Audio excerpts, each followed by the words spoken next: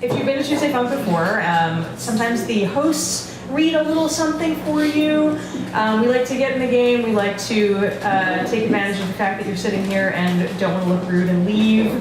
So Andrew has kindly given up his haiku portion so that I can read a slightly longer essay than I normally read.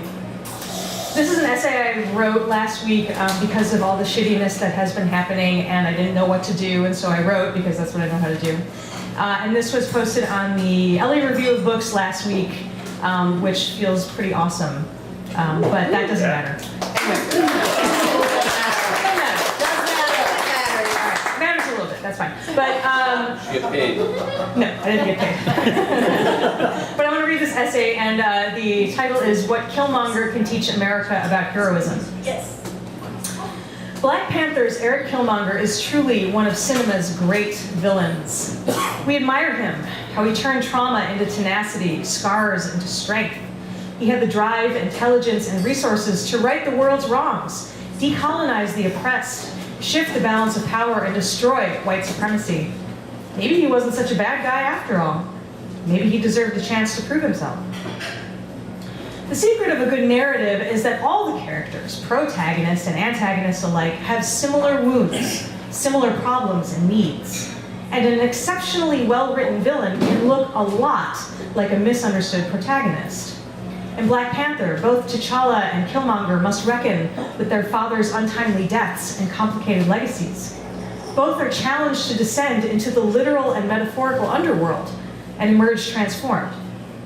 But ultimately, what separates the villain from the hero is that the villain refuses to change.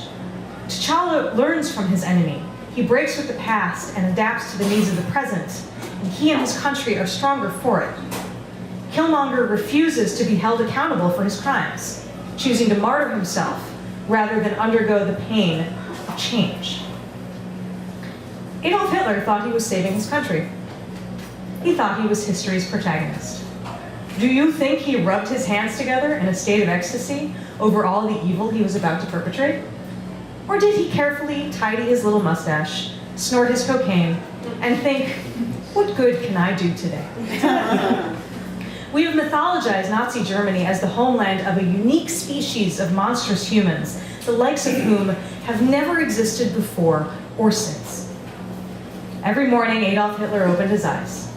Every day, he put on his shoes, 1 foot at a time. This connection is harder to stomach than Killmonger's righteous rage, because most of us, thankfully it's still most, can't relate to Hitler the way we can relate to Killmonger. So we plop him in history's blooper reel, and we say, never again. Never again, that is, until Pol Pot, until Idi Amin. Never again until Bosnia-Herzegovina, Rwanda, Afghanistan, Iraq, Syria, and in the greatest geopolitical plot twist since 21st century Germany, never again until the state-sponsored apartheid and terrorism of Israel. In Black Panther, CIA agent Everett Ross says of Killmonger, he's one of ours.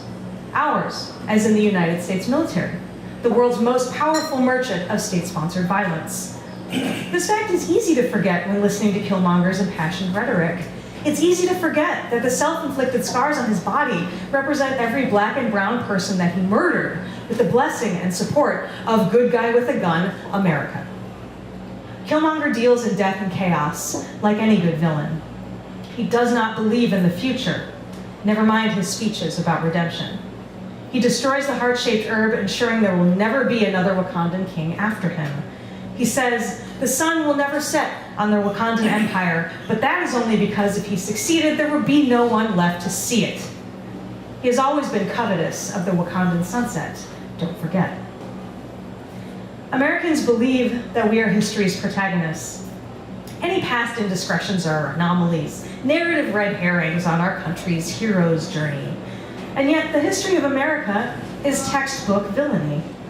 We built our government on the premise of equality while simultaneously enslaving, torturing, and destroying entire races based on the color of their skin or country of origin. We have always taken children from their parents. We have always locked up those we fear. We have always turned away the needy. We are a people who love our cages, who fear the other, all the while preferring to believe our own blatantly fictitious origin story. This country would not exist without violence and white supremacy, without a populace who have gaslighted ourselves into believing this is not who we really are. But a country where a child can be ripped from their mother's breast and never return to it, all for the crime of crossing an imaginary line on the ground, is not a land of heroes. Like Adolf Hitler, Pol Pot, Idi Amin, Donald Trump, we open our eyes every morning, put our shoes 1 foot at a time. Evil deeds alone do not a villain make. T'Challa himself is marked by blind faith, isolationism, and ambivalence. The mark of the villain is that he refuses to change, whereas the hero eventually will. That is the only difference. Evil is insecure. It needs to be fed by yes men. It needs to be told it is doing the right thing. It loves authority and loathes curiosity. It hates essay questions and loves true-false.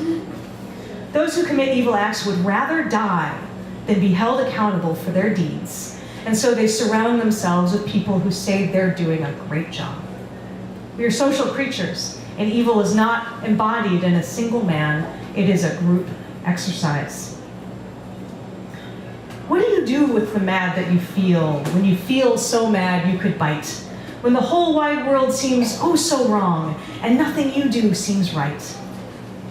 In 1969, Fred Rogers calmly and clearly spoke the lyrics of this song to the Senate Subcommittee on Communication, convincing them to give public television a previously unheard of $20 million budget. He knew better than most that if a child never learns to control her anger, to understand it and use it for good, she grows into an adult who can't control her anger or understand it or use it for good. Get a group of these adults together, tell them they are entitled to anything their hearts desire, and if they don't get it, blame black and brown people, gay and trans people, women and Muslims, and Barack Hussein Obama. Add a gun, a border control uniform, all 3 branches of government, and it doesn't take a novelist to see how this plot will unfold.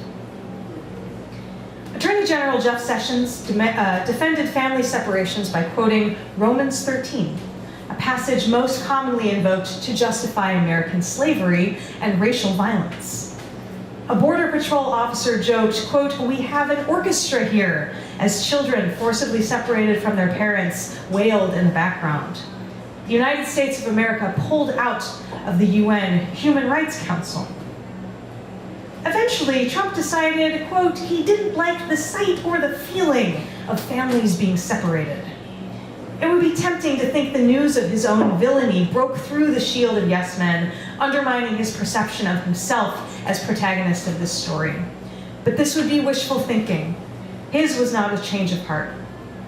Trump has since sowed even more confusion and chaos, intending to detain immigrant families indefinitely, which is not only illegal, it includes no plan for reuniting the 2,300 separated children with their families. He clamors for the end of due process, a cornerstone of democracy. Meanwhile, the American public wrings its hands, writes think pieces. The sun is setting on democracy, but maybe it always has been. We are, all of us, the villains of this story, and we have descended into the underworld. Now, will we change, or won't we?